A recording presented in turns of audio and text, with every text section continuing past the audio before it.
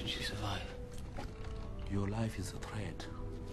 It breaks or it doesn't break.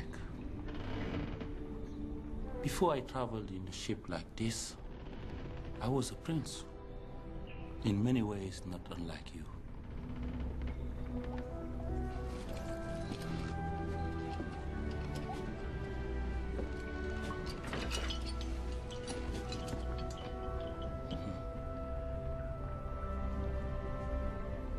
It was a beautiful day like no other, the last day I saw my home in Africa.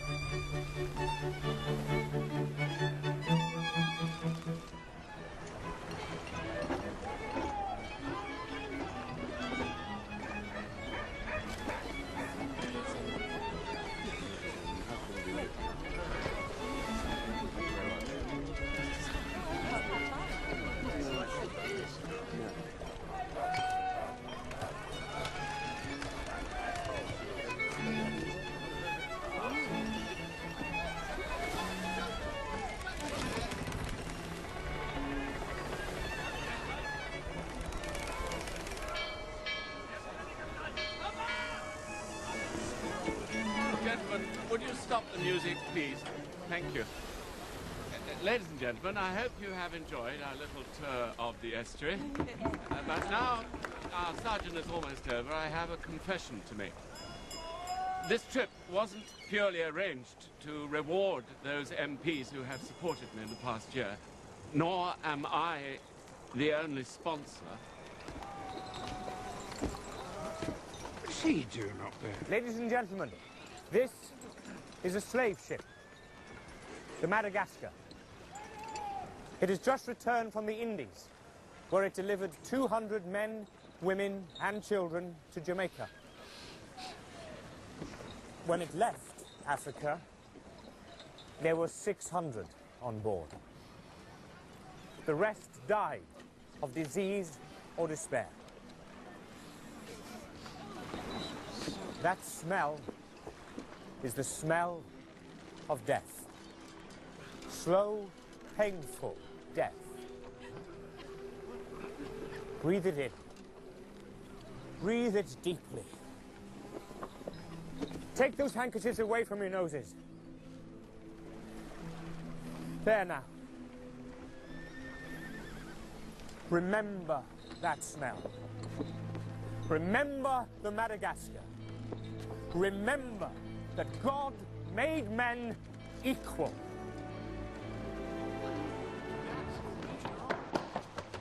Winds blow ships from Africa to the Indies naturally, as if the route were blessed by God. Another argument in defense of the trade is that the Newfoundland fishing industry is kept afloat by the fact that slaves in the West Indies consume that part of the fish which is fit for no other consumption. I do feel that if my honourable friend continues to scrape the bottom of the barrel for objections, he is in danger of getting splinters under his fingernails. Now, if I may continue with my argument. As representative of the great and flourishing commercial town of Liverpool, I must once again remind the House that we have no evidence that the Africans themselves have any objection to the trade.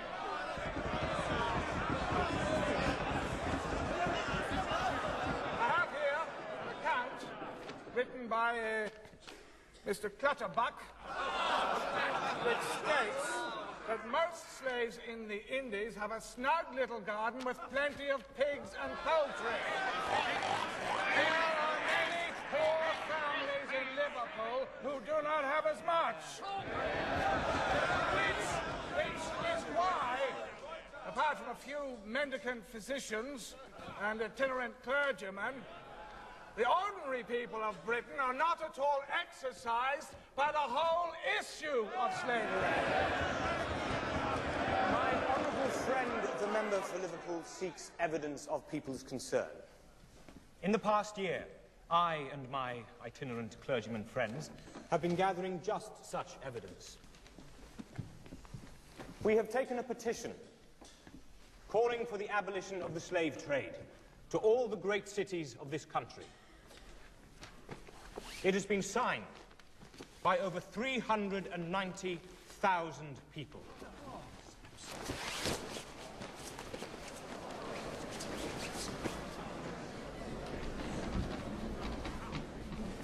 However, this petition is not yet complete. There is one more person who wishes to add his name.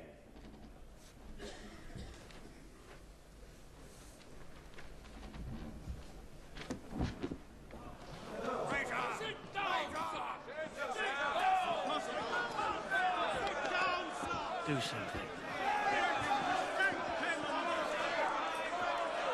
Mr. Speaker, I humbly request a suspension while we take time to examine the signatures on this document. There is something very provoking in the dry, calm way my honourable friend seeks delay. Mr. Speaker, will he not give way?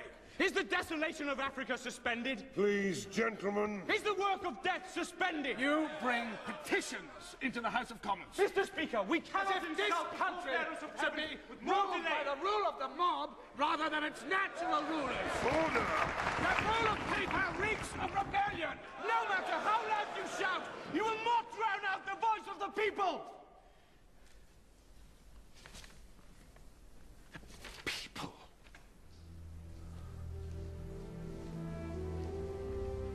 This session will be suspended while the petition is examined. When the slaves are flogged on the wharf, their arms are tied to a hook on a crane and weights of 56 pounds applied to their feet. The crane is raised so that their feet barely touch the ground. The slaves are then whipped with ebony bushes,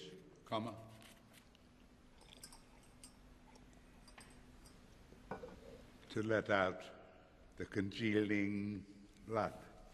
I don't hear the nib scratching the page. We have company, sir. John. It's me, Wilbur. Leave it.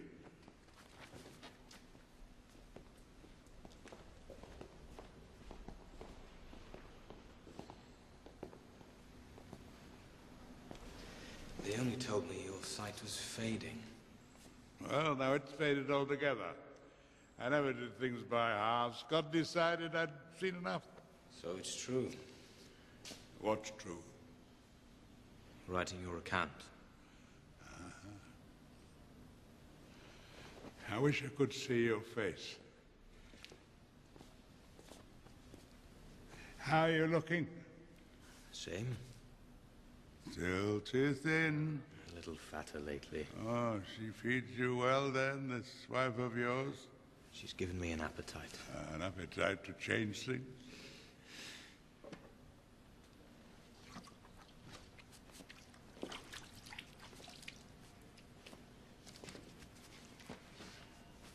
This is my confession. You must use it. Names, ship's records, ports, people. Everything I remember is in here. Although my memory is fading, I remember two things very clearly. I'm a great sinner and Christ is a great Savior.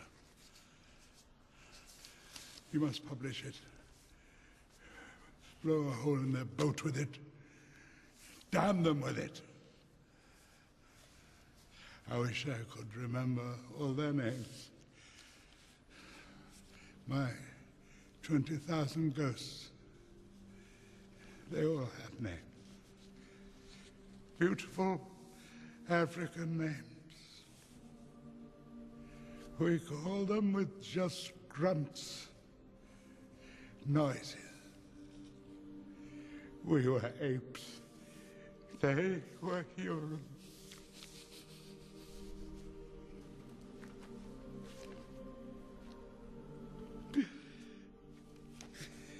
I'm weeping. I couldn't weep till I wrote this.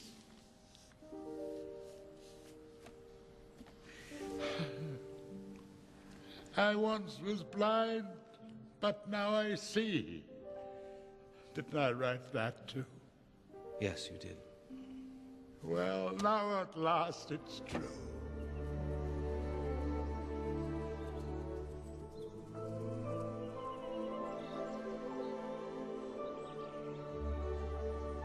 I say to this house that there is now no reason why my bill should not be commended to the king.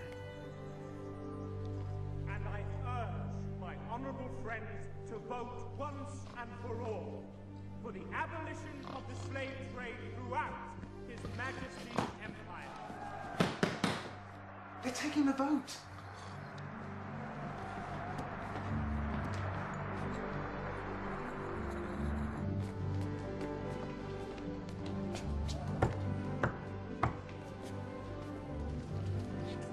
Here's the tally.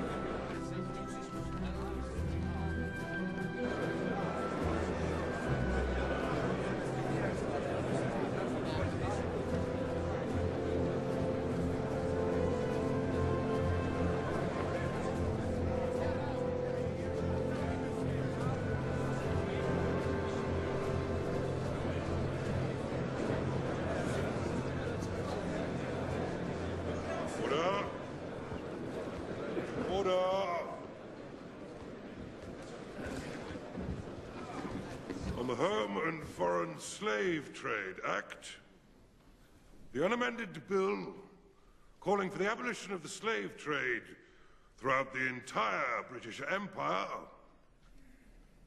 Noes to the left, 16.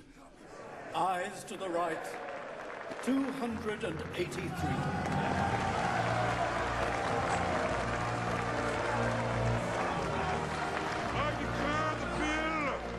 Abolition of the slave trade to be passed.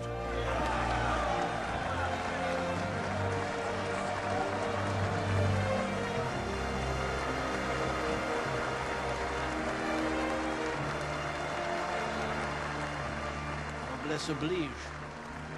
What the bloody hell does that mean? It means nobility obliges me to recognize the virtue of an exceptional commoner.